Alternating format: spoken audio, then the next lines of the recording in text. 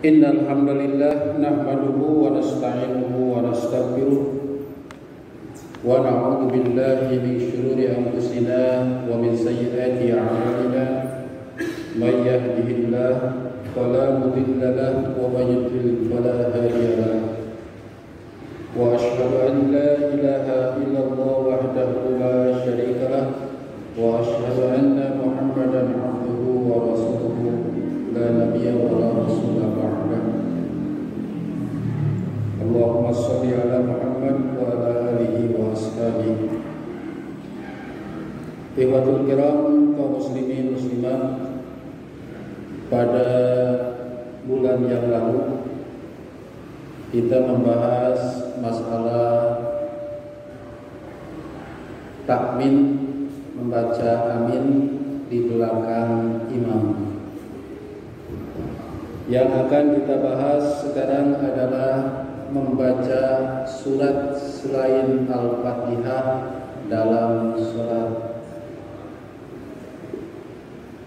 Kita tahu bahwa membaca surat Al-Fatihah dalam sholat hukumnya wajib, baik itu sholat berjamaah maupun sholat munfarid.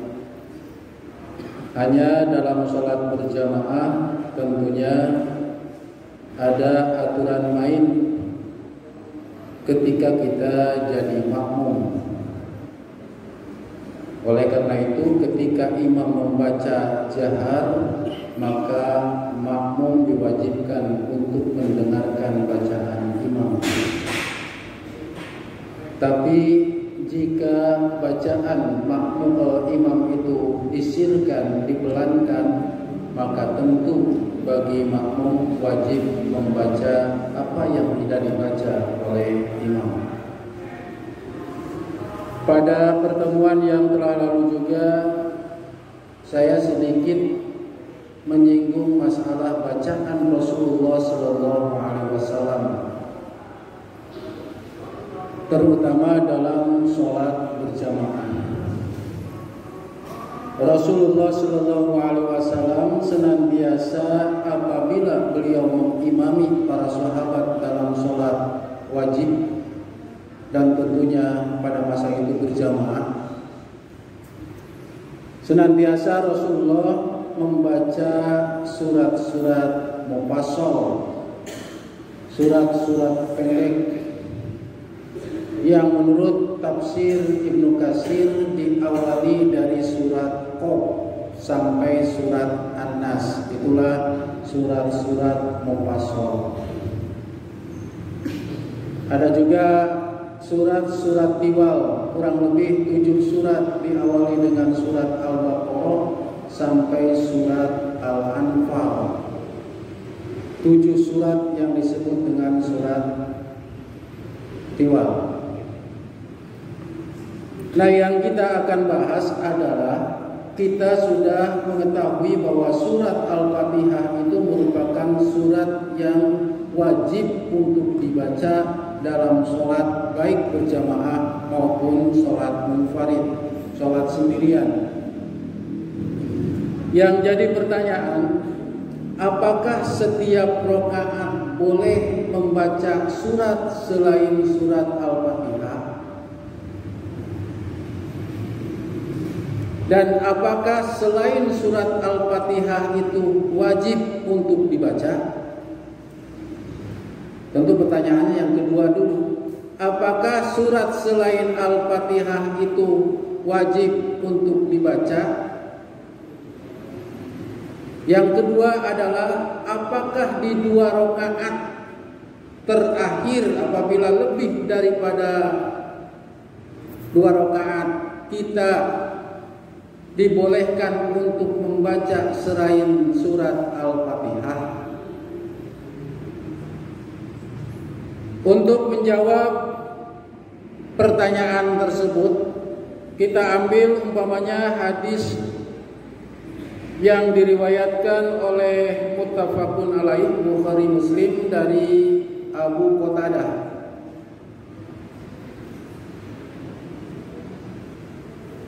anna Nabiyya sallallahu alaihi wasallam yaqra'u fir rak'atainil ulayaini min salatid dhuhri bi Fatihatil kitab wa surataini yutawwilu fil ula wa yuqassiru fis tsaniyah wa yusmihul ayata ahyanan wa kana yaqra'u fil asri bi Fatihatil kitab wa suratain wa kana yutawwilu fil ula. Kalau diartikan secara bebas, bahwasanya Rasulullah Shallallahu Alaihi Wasallam biasa membaca fi rak'ataini ulayaini, di rakaat yang pertama, 2 rakaat yang pertama. Ini ada istilah dalam sholat wajib, jika lebih daripada 2 rakaat maka 2 rakaat yang pertama disebut istilah rak'atainil ulayain, 2 rakaat yang pertama. Setelah takbiratul ihram itu 1 rakaat kan, 1 rakaat diawali dengan takbiratul ihram, diakhiri dengan sujud yang kedua, kemudian kita bangkit, itu rakaat yang kedua. Makanya bangkit atau takbir dari bangkit dari sujud yang kedua itu disebut takbir intikal yang sudah masuk ke rakaat yang kedua. Nah, 2 rakaat dalam sholat berjamaah atau dalam sholat wajib itu disebut rak'atainil ulayain, 2 rakaat yang pertama. Dan sisanya disebut, sekalipun 3 rakaat disebut rak'atain ukhrayain, 2 rakaat yang terakhir atau rakaat-rakaat yang terakhir. Nah, kata Abu Qatadah, Rasulullah Shallallahu Alaihi Wasallam biasa membaca pada 2 rakaat yang pertama. Jadi 2 rakaat ini menerangkan tentang sholat duhur ya,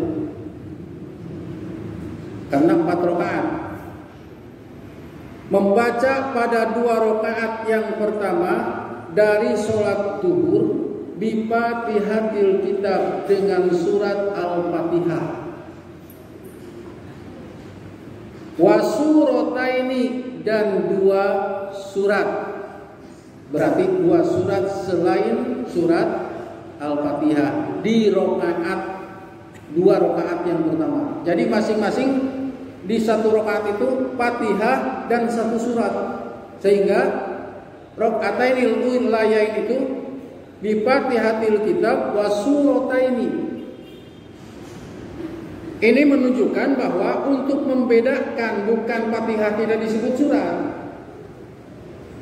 untuk membedakan surat Al-Fatihah dengan surat yang lain, sehingga dijelaskan bi Fatihatil kitab, dengan surat Al-Fatihah dan surat selain dari Al-Fatihah, maksudnya begitu.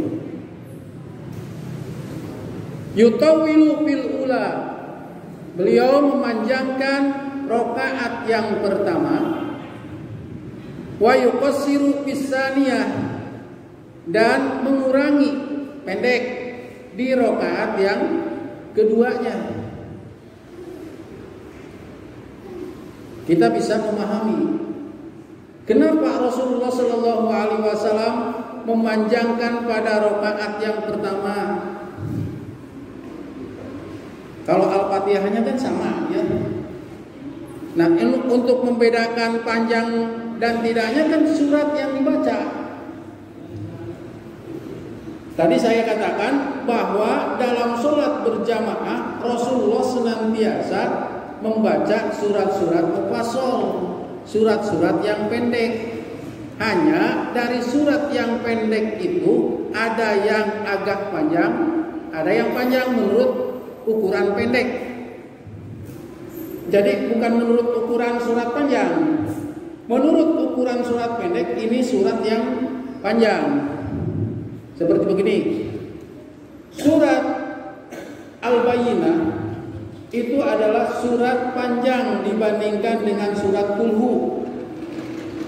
Padahal dua-duanya adalah surat mufassal, surat-surat yang pendek.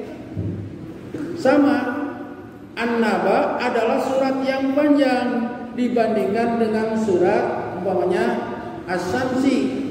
Padahal dua-duanya adalah surat mufassal, surat-surat yang pendek.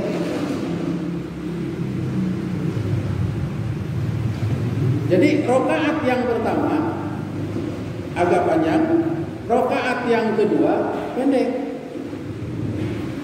Jadi para sahabat merasakan ketika berjamaah dengan Rasulullah Shallallahu Alaihi Wasallam bisa membedakan panjang dan pendeknya, lama dan tidaknya. Oh, rakaat pertama lama, agak lama. Rakaat kedua turun. Jadi istilahnya dalam sholat itu Rasulullah senantiasa turun begini, tidak nanjak, tapi turun. Hikmahnya kita bisa mengambil hikmah dari panjangnya di rakaat pertama, supaya orang-orang yang masbuk bisa kebagian. Dan kata Rasulullah, apabila kalian mau sholat berjamaah, fa'alaikum bis-sakinah, tenang saja, jangan terburu-buru. Maka bagi orang yang melaksanakan sholat, imamnya yang faqih akan bisa bagaimana supaya tidak ketinggalan. Akhirnya Rasulullah mencontohkan bahwa rakaat yang pertama itu nggak panjang, jangan sampai begini. Di rakaat yang pertama membaca surat An-Naba, di rakaat yang pertama membaca surat Al-Qari'ah, di rakaat kedua membaca surat An-Naba. Itu jadi naik. Tapi seharusnya kalau mau rakaat pertama membaca surat An-Naba, rakaat kedua paling tidak surat umpamanya Sabihis. Tidak terlalu terjun, tidak terlalu nanjak atau datar, tapi agak miring gitu. Itulah yang dilakukan oleh Rasulullah SAW dalam kaifiyat berjamaah dalam bacaannya. Wa yuqassiru bisaniyah, di rakaat kedua agak pendek ya. Wa yusmi'ul ayata ahyanan, dan terkadang Rasulullah mendengarkan bacaan-bacaan itu. Ini ada dua kemungkinan yang disebut memperdengarkan bacaan itu. Ada yang mengatakan bahwa dalam sholat berjamaah dua rakaat pertama boleh dinyaringkan sekalipun dalam sholat duhur. Hanya Rasulullah seringnya mensirkan di sholat duhur. Jadi wa yusmi'ul ayata ahyanan itu ada yang mengartikan bahwa Rasulullah Shallallahu Alaihi Wasallam terkadang menjaharkan dua rakaat yang pertama pada sholat duhur, sebagaimana dua rakaat pertama pada sholat maghrib tadi kan dijaharkan yang dua rakaat pertamanya. Nah begitupun menurut sebagian bahwa Rasulullah pernah terkadang, kalau terkadang kan tidak sering gitu, terkadang menjaharkan, memperdengarkan bacaan itu. Tapi ada juga yang menafsirkan bahwa memperdengarkan di situ itu bukan membaca dijaharkan, tapi terkadang kedengaran bacaan Rasulullah. Seperti begini, kita sering mendengar yang di belakang kita atau yang di pinggir terutama ketika sholat duhur atau asar. Bismillahirrahmanirrahim.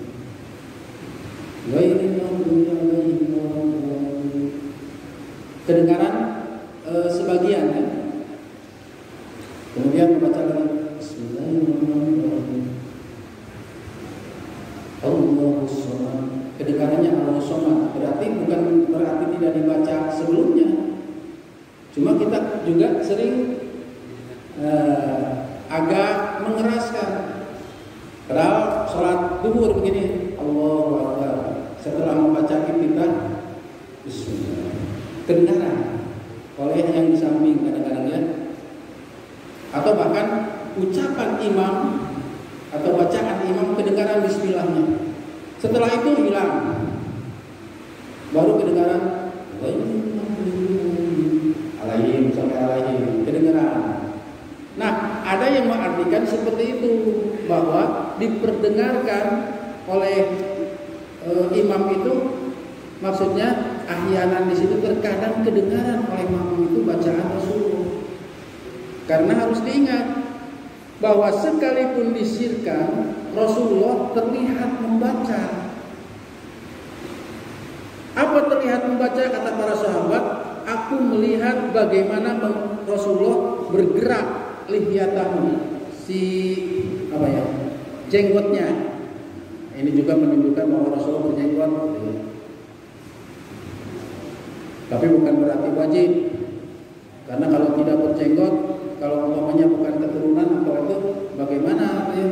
Apa mesti ada itu apa? Ya, ditempelin bulu-bulu di sini.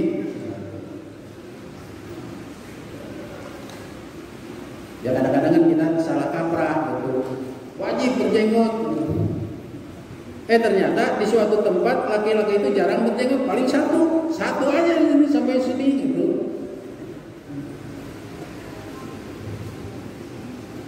Juga saling salah paham juga.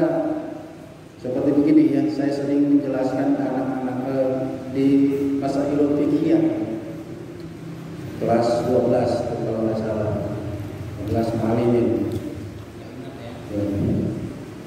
Rasulullah mengatakan ada laporan kepada Rasulullah, ya Rasulullah, orang Yahudi itu mencukur jenggotnya dan membiarkan kumisnya. Kata Rasulullah, qolaqul yahud, kalian harus berbeda penampilan dengan Yahudi. Cukur kumis kamu, biarkan jenggot. Coba bedanya dengan Yahudi, diantaranya dulu dengan jenggot, karena dulu orang Yahudi mencukur. Sama seperti ini.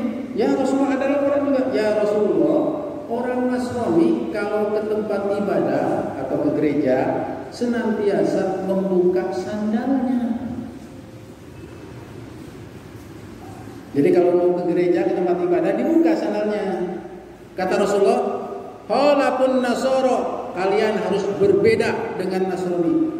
Pakai sandal kamu ke masjid." Dulu para sahabat memakai, ketika ke masjid dipakai, nggak dibuka. Coba sekarang terapkan di masjid Ijabus Sunnah. Mungkin sama Ustaz Mahdi ditimbukin gitu.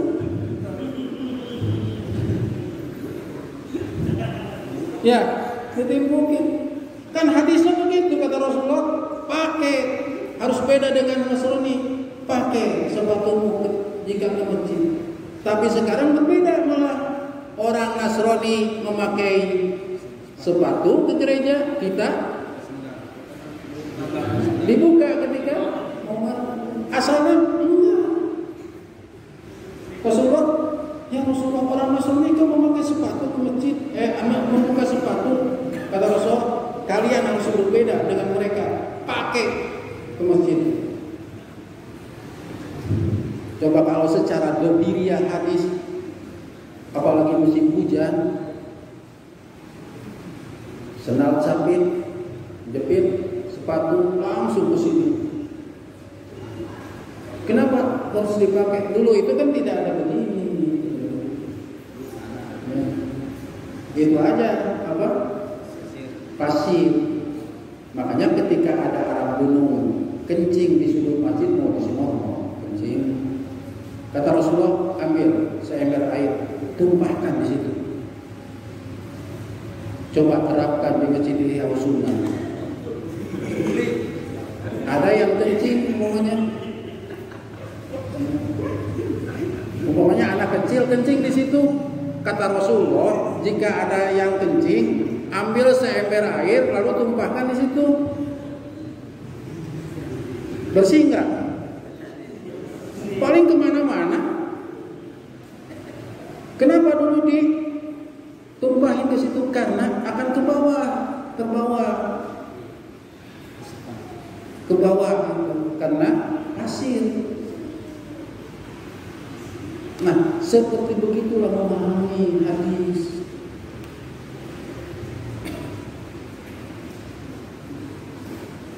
Jadi kembali ke sana kemari ya.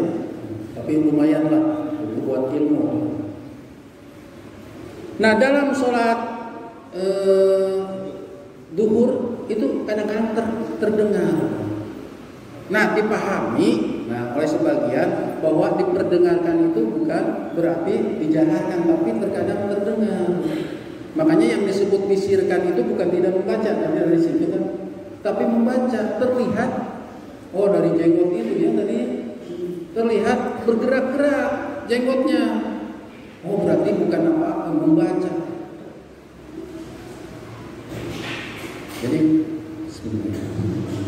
Jadi terdengar begitu membaca, bukan dalam hati. Kembali kepada hadis, baru satu hadis saja. Wa kana yaqra'u fil asri. Nah, ini juga dalam surat Asar. Wa kana yaqra'u fil asri bi Fatihatil kitab was suratain. Dan juga beliau membiasakan diri dalam surat Asar, biasa membaca dalam surat Asar bi Fatihatil kitab was suratain, dan 2 surat selain surat Al-Fatihah tentunya. Wa kana yutawwilu fil ula, dan juga beliau panjang atau memanjangkan pada rakaat yang pertama. Jadi ada perbedaannya. Jangan sampai yang tadi terbalik kita itu. Rakaat pertama qul huwallah, rakaat kedua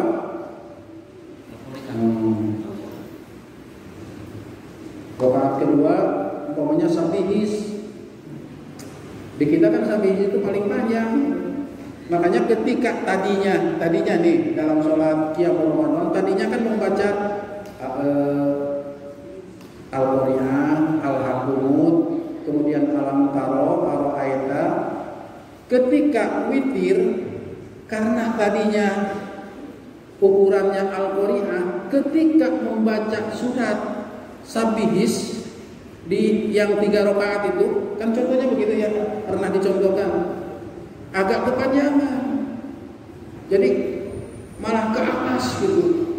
Coba kalau tadinya membaca An-Naba gitu ya, kemudian ke sini An-Naji'ah, Abasa, Al-Mutaffifin, kemudian At-Takwir, Al-Infitor, ke sini. Nah, ketika membaca Sabihis di akhir dalam pengertian di sholat witirnya, tidak terlalu kaget.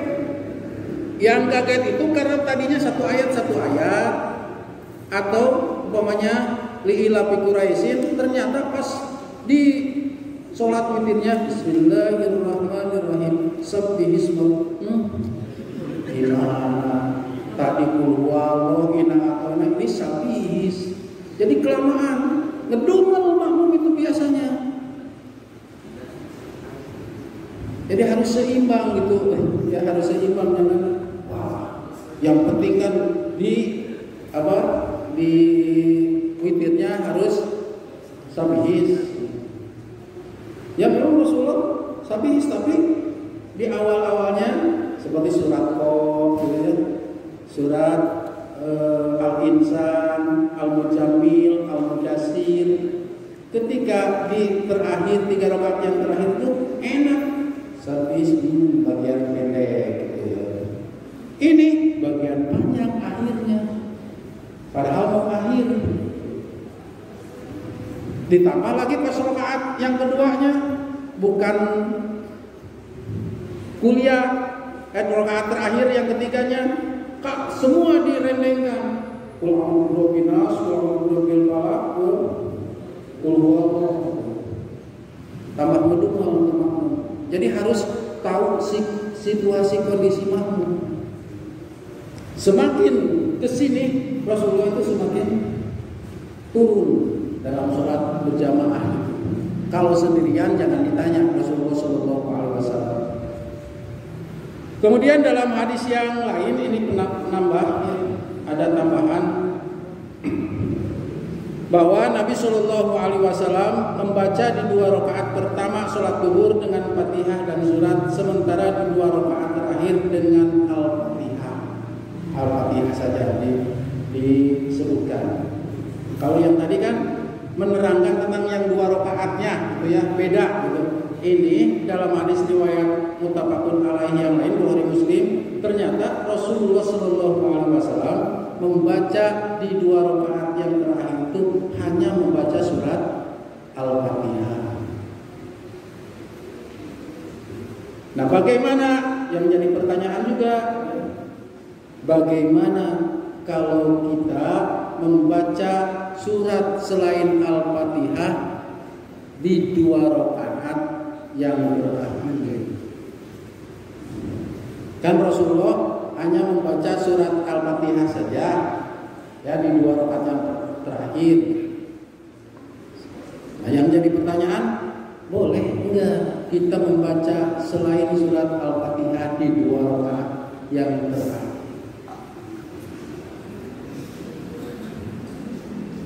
Ada 2 pandangan ya di kalangan para ulama.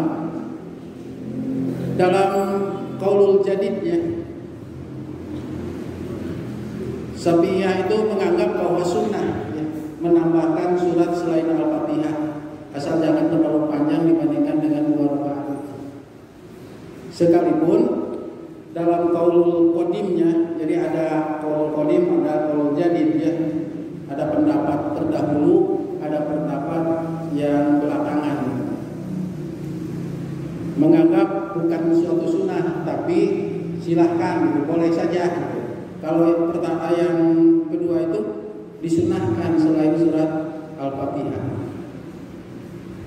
Nah, di antara yang berpendapat bahwa menganggap sunnah, bahkan ada dalilnya dalam satu hadis, ini merupakan mungkin semacam pemahaman terhadap satu hadis. Dalam hadis riwayat Muslim begini, ada 5 menit lagi ya, nanti ada pertanyaan. Ini hadis saja, nanti dilanjutkan di bulan yang berikutnya. Kunna nahjuru qiyama Rasulillah sallallahu alaihi wasallam fid duhri wal asri. Fahajarna qiyamahu fir raqatainil ulayaini minad duhri qadra alif lam mim tanjil asaddah. Jadi berarti ada alif lam mim kesananya bukan asaddah, bukan surat asaddah tanjil, tapi alif lam mim tanjilu kesananya ada beberapa kalimat, ada yang di surat asaddah, ada yang bukan. Makanya di sini disebut alif lam mim tanjil as-sajdah. Wafil ukhrayain qadran nisbi min dalik, wafil ulayain minal asli ala qadri ukhrayain minad duhri. Kami memperhatikan berdirinya Nabi Sallallahu Alaihi Wasallam. Untuk para sahabatnya sampai begitu ya, meneliti bagaimana sholat Rasulullah, memperhatikan berdirinya Rasulullah SAW dalam sholat zuhur dan asar. Kami perhatikan, kata sahabat Sa'id Al-Khudri, ketika dalam 2 rakaat pertama sholat zuhur panjangnya sekitar surat As-Sajdah. Ya sekitar, bukan berarti sama kan gitu, yang 1 rakaat pertama dan ya sekitar surat Alif Lam Mim Tanjil As-Sajdah, surat Sajdah. Seukuran itu dalam sholat zuhur di 2 rakaat yang pertama.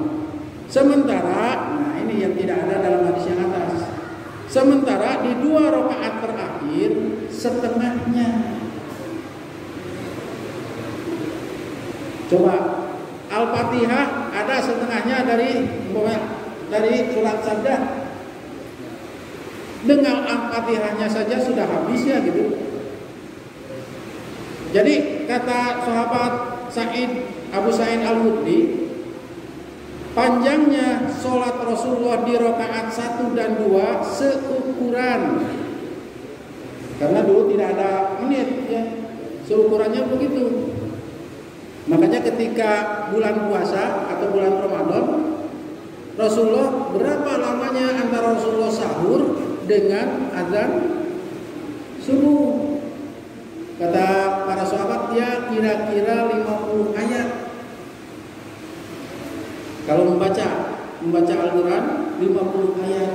Makanya sebagian ulama membuat satu terobosan sebelum adzan subuh, adakan waktu 10 menit supaya tidak kebobolan gitu. Bukan berarti ketika 10 menit itu sudah masuk subuh, boleh makan minum. Tapi Rasulullah seringnya itu setelah makan sahur itu kira-kira kata para sahabat seukuran kita membaca 50 ayat. Nah, oleh para ulama coba membaca 50 ayat berapa menit, mungkin begitu. Sehingga disimpulkan, oh Rasulullah berhenti, bukan berarti tidak boleh makan, berhenti menjelang sholat subuh. Karena dalam hadis yang lain ternyata Rasulullah ketika mau menjelang sholat subuh ada yang masih makan, sahabat Rasulullah ikut minum bersama mereka. Nah itu. Nah ini juga para sahabat mengukurnya ya sekitar seukuran alif lam mim tanzil as-sajdah. Dan dalam 2 rakaat yang kedua setengahnya dari itu.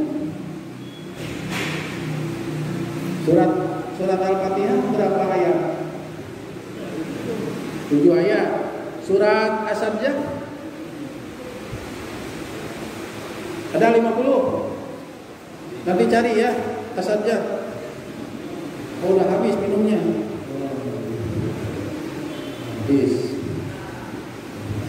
Berapa ayat? Nah itu dibagi 2. Tapi kata ulama yang bahwa cukup dengan Al-Fatihah itu dibalikan, bahwa setengahnya itu dari surat As-Sajdah itu karena bacaan Rasulullah SAW pelan-pelan. Membaca Al-Fatihahnya apakah di 1 rakaat yang pertama juga pelan-pelan? Kalau sama pelan-pelan akan beda juga nanti kesimpulannya. Mungkin pelan-pelannya di rakaat yang ke 3 dan 4 gitu. Atau tidak terlalu cepat. Di rakaat pertama cepat mungkin ya, 2 rakaat. Nah itu ada sebagian yang mengatakan demikian. Tapi kalau secara hukum sah tidaknya, ya, ketika membaca ya sah-sah saja. Membaca Al-Quran ketika selesai membaca surat Al-Fatihah. Nah itu diantaranya hadis yang dijadikan bahwa bolehnya membaca surat yang lain selain surat Al-Fatihah di 2 rakaat yang terakhir dalam sholat zuhur maupun asar. Insya Allah nanti kita lanjutkan karena waktunya tinggal beberapa menit lagi. Mungkin ada yang mau ditanyakan. Silakan.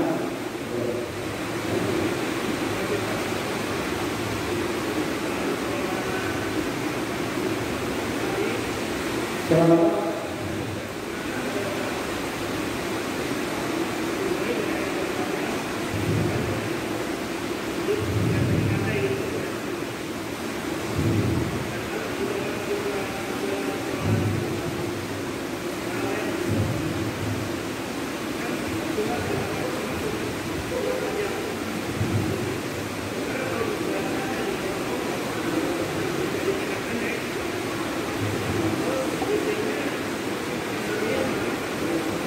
Witirnya apa? Jadi kita membaca terakhir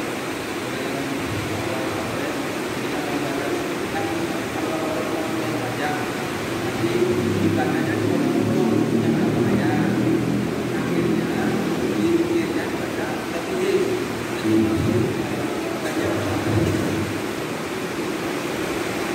membaca surat selain surat fasol ya, fasol dalam sholat berjamaah, apakah dibolehkan dipotong-potong?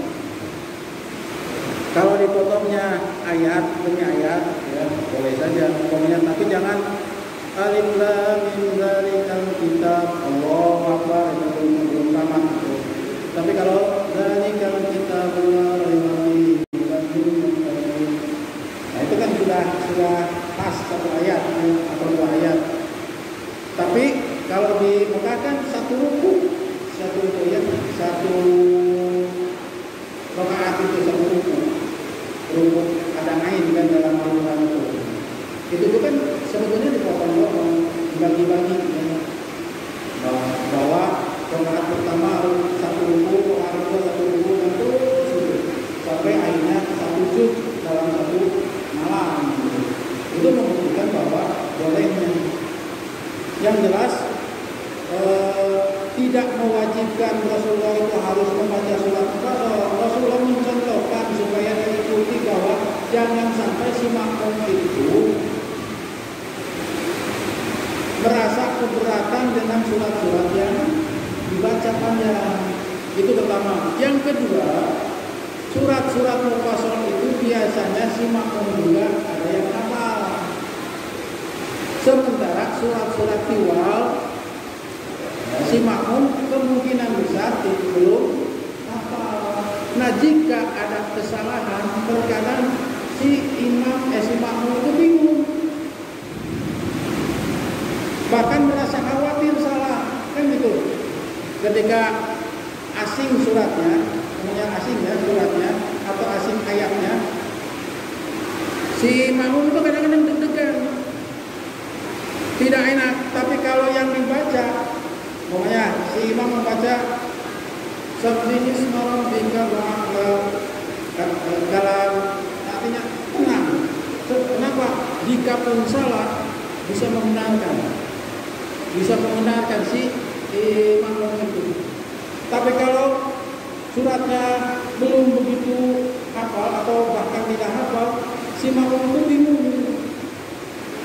Apalagi kalau imamnya diam aja, padahal sudah beberapa ayat dibaca, dibulak-balik gitu. Padahal jangan sampai kehusuan si makmum itu terganggu. Nah itu kenapa Rasulullah hikmahnya, kenapa Rasulullah sampai membaca surat-surat mufassal. Apalagi surat mufassal itu adalah kebanyakan surat-surat Makkiyah, surat-surat yang diturunkan pra-hijrah di Mekah, pra-hijrah. Kalau surat-surat yang tiwal, yang panjang, itu biasanya pasca hijrah, setelah hijrah. Sekalipun diturunkannya di Mekah. Tapi kalau turunnya setelah Rasul hijrah disebut Madaniyah. Nah itu ya Pak, jadi boleh. Kemudian bagaimana nantinya di witirnya membaca Sabihis? Boleh. Secara hukum boleh. Tidak ada kewajiban harus membaca bahwa termasuk dalam witir. Rasulullah cuma mencontohkan. Berarti tidak wajib, boleh memilih. Disebut boleh memilih kenapa? Faqra'u ma tayassara ma'akanna Quran, baca yang paling hafal dari Al-Quran, paling mudah dari Al-Quran. Itu dalam sholat ketika kita mengimami atau sholat sendiri juga. Faqra'u ma tayassara ma'akanna Quran. Jadi boleh ya. 100 ayat dari surat Al-Baqarah pertama untuk 8 rakaat boleh ya. Kemudian di rakaat ke 9, 10, 11 pertama surat Sabihis, Qul dan Qul boleh. Yang lainnya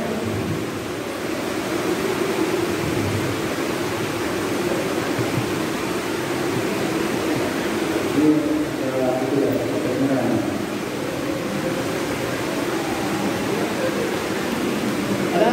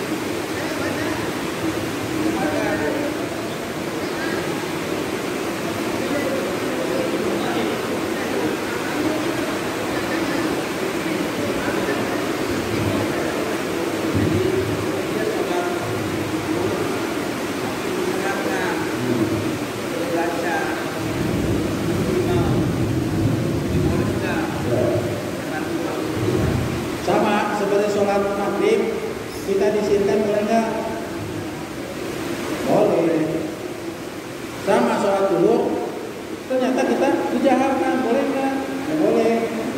Kalau menurut boleh, gitu ya. Karena ketika dijaharkan juga, maksudnya kadang-kadang kan kita kalau sholat sendirian tidak dijaharkan. Sholat maghrib, atau sholat subuh, atau sholat isya tidak dijaharkan, boleh nggak? Sama, sah. Asal membaca surat tadi, surat Al-Fatihah. Gitu ya Pak. Ada yang lain? Ketika zaman sholat, mereka melihat Rasulullah itu goyang-goyang hidupnya. Dia baca. Gimana kalau goyang hidupnya jatuh? Gimana kalau hidupnya jatuh? Baca atau enggak? Apalagi dia baca gitu.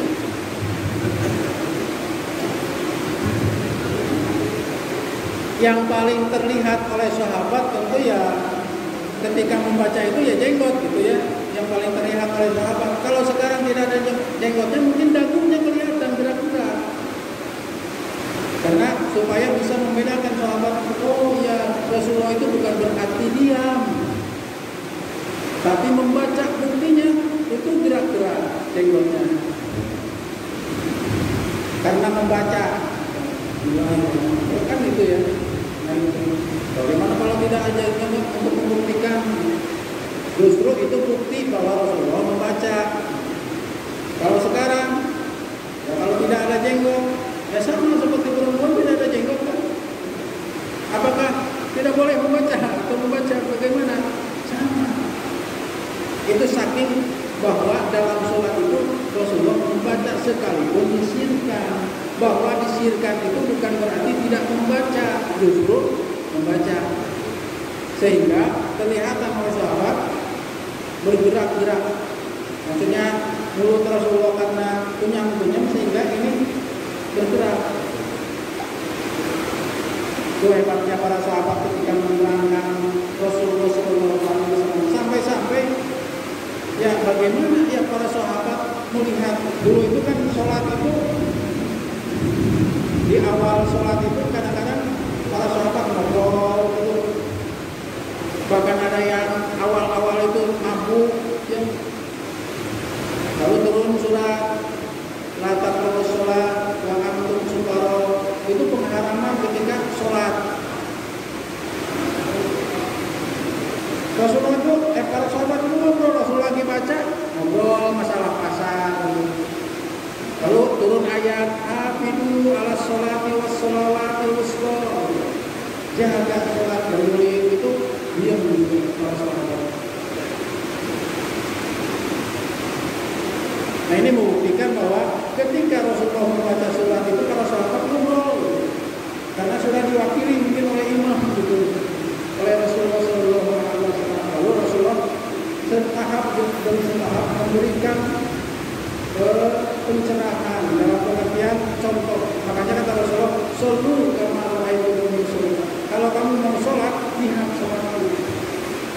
Makanya Wa'il bin Hujr melihat bagaimana cara Rasulullah tahiyat. Oh iya, Rasulullah digerak-gerakkan. Itu dilihat.